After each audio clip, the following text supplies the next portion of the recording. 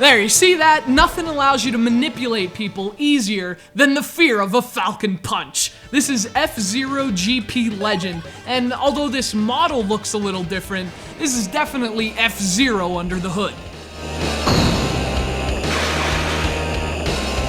Final lap. Released in 2004, GP Legend is the second F-Zero game published for Game Boy Advance, following up the 2001 launch title F-Zero Maximum Velocity.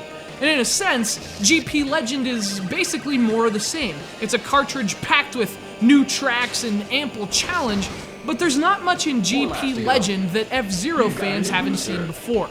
More racing, more breakneck speed, more Captain Falcon. Of course, if you're an F-Zero fan, that's exactly what you want. This is the same full-throttle, futuristic, ultra-fun racing you'd expect from the series. And unlike the console F-Zeros X and GX, GP Legend keeps things in perspective, so to speak, sticking with the classic Mode 7 look of the Super Nintendo game that started it all. In fact, GP Legend takes the same racing formula that made the original F-Zero so unique and expands it into a bigger and obviously more portable package. You have a time trial mode, a full story mode, a series of challenge races, and 4 F-Zero Grand Prix events, with more than 30 playable characters to unlock. Now for comparison, there were 4 in the original F-Zero. I mean, if you would have told me in 1991 that I'd get to someday play a handheld F-Zero with improved graphics, more than 7 times the characters, and a ton more tracks, I mean, I first would have asked to see your DeLorean, but then I would have just slapped you square in the face. I like to look at games like this from that perspective, especially one like F-Zero GP Legend.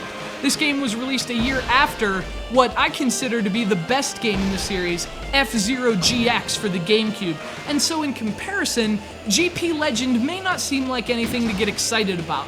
But while the series evolved on home consoles, it was nice to see Nintendo keeping it old school on the portables.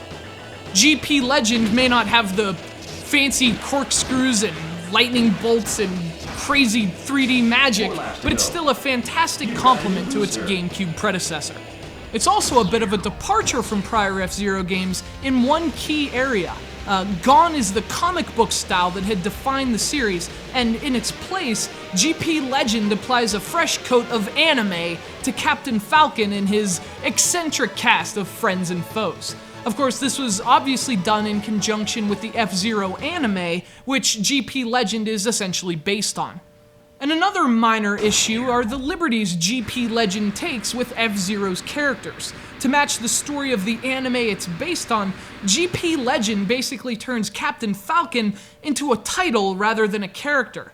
Basically, in accordance with the writers of the anime series, the best racer in the world earns the right to be the new Captain Falcon.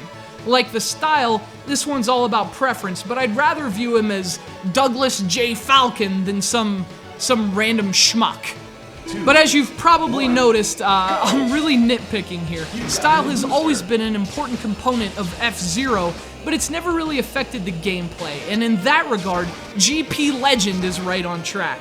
We have to again thank Eric from Texas for being such an awesome human and sending us this copy. Well played, sir. Thanks a bunch.